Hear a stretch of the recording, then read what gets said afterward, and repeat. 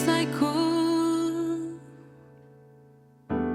Saat badai hidup menerpaku, firman-Mu di dalamku tenangkan jiwaku. Bukan berdiri di tengah badai dengan kekuatan yang Kau berikan.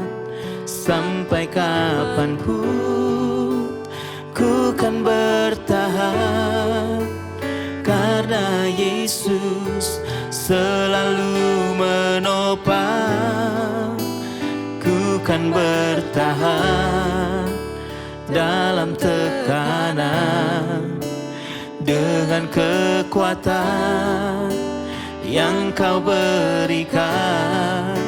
Sampai kapanpun tak tergoyahkan, karena Yesus selalu menopang hidupku.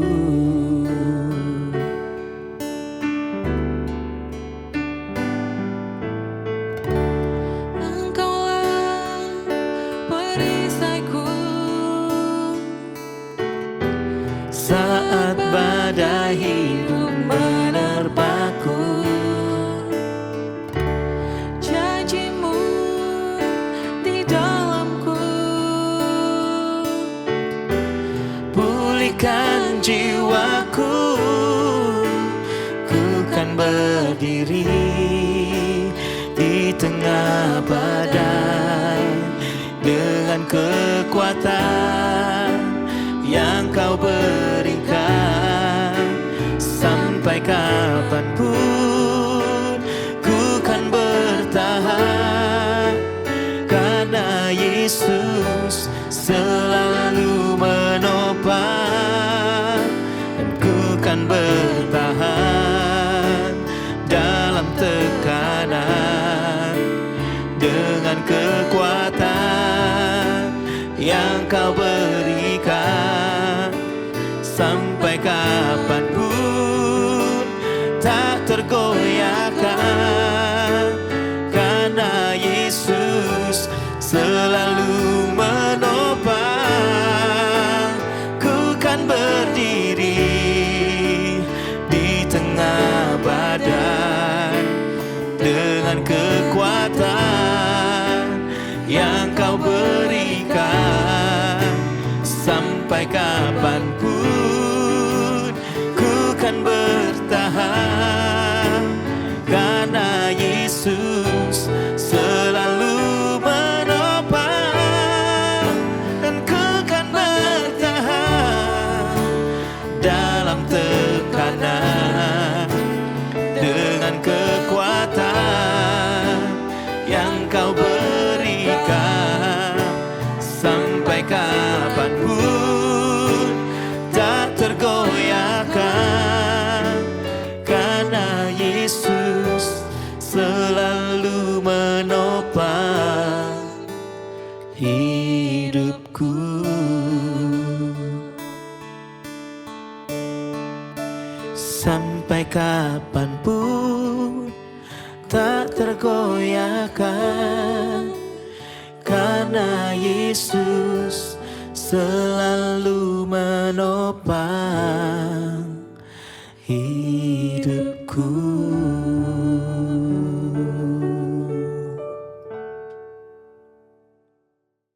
Shalom saudara-saudara, kembali lagi pada renungan kita hari ini yang diambil dari Yohanes 18. Jadi sedikit kisah di sini bahwa Yesus akan ditangkap. Dan sebenarnya Yesus tahu semua yang akan terjadi pada dirinya.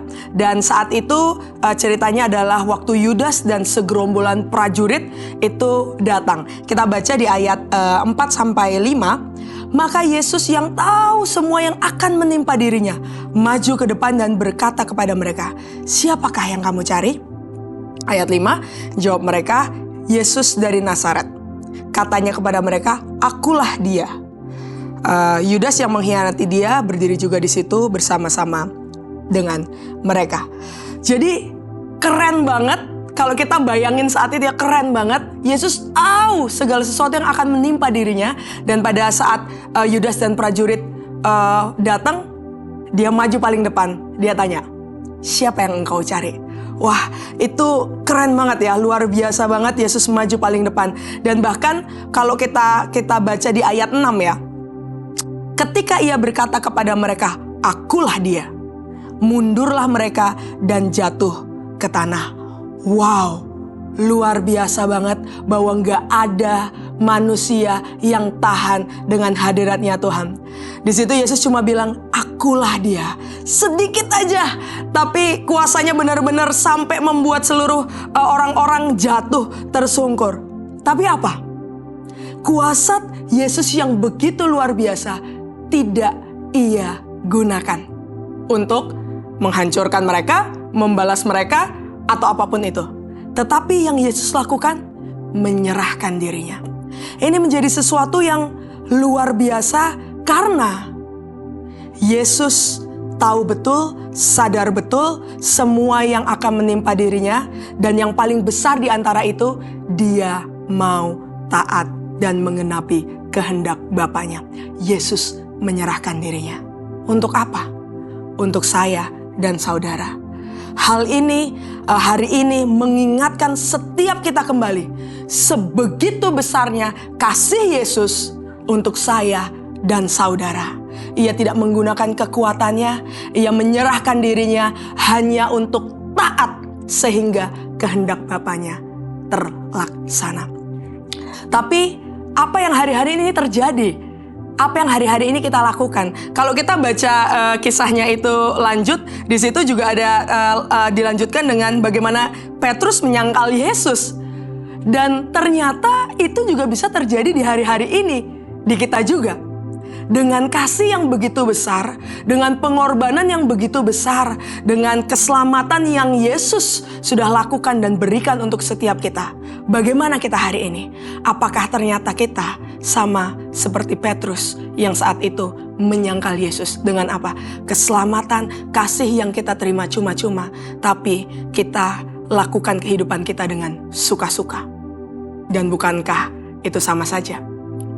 Jadi hari ini mengajak kita untuk kembali merenungkan dan merefleksikan bagaimana Dia sudah memberikan teladan taat yang luar biasa, tapi Dia juga yang sudah membuktikan begitu besar kasih-Nya untuk setiap kita.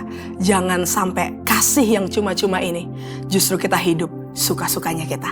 Mari kita berdoa. Tuhan, kami bersyukur untuk hari yang selalu baru Tuhan berikan. Dan biarlah kami kembali sadar Tuhan, bahwa hidup yang luar biasa yang datangnya dari Engkau ini tidak menjadikan kami untuk suka-sukanya kami menjalani hidup ini. Tapi kami sadar betul bahwa kasih-Mu yang begitu besar justru harusnya kami menjalani kehidupan ini dengan kebenaran. Terima kasih Bapa, kami bersyukur hanya di dalam nama-Mu kami berdoa. Haleluya. Amin. Tuhan Yesus memberkati kita semua. Yohanes 18. Yesus ditangkap. Setelah Yesus mengatakan semuanya itu, keluarlah ia dari situ bersama-sama dengan murid-muridnya, dan mereka pergi ke seberang sungai Kidron. Di situ ada suatu taman, dan ia masuk ke taman itu bersama-sama dengan murid-muridnya. Yudas, yang mengkhianati Yesus, tahu juga tempat itu, karena Yesus sering berkumpul di situ dengan murid-muridnya.